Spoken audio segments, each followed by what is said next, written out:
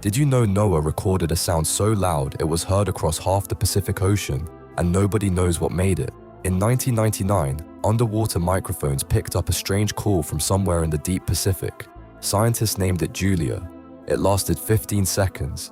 It traveled thousands of miles, and it sounded alive.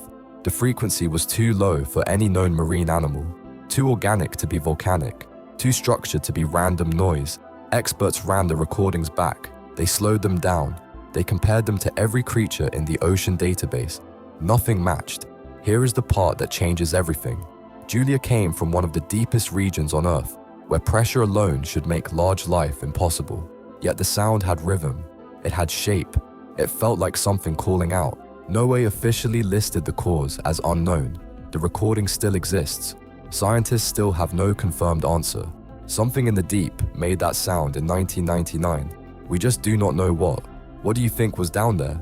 Comment your theory. Subscribe for more unexplained files.